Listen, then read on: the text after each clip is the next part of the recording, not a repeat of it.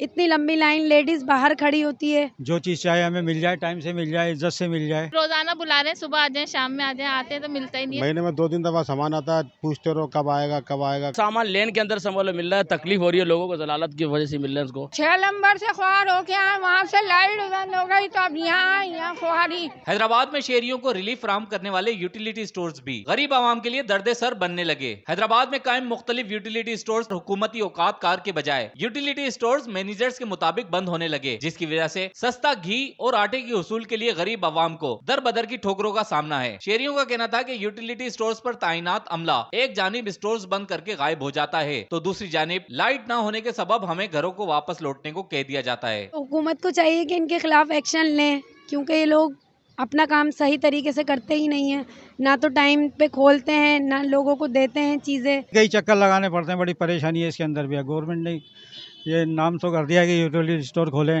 لیکن ہمیں کوئی فائدہ نہیں ہے اس سے خاص.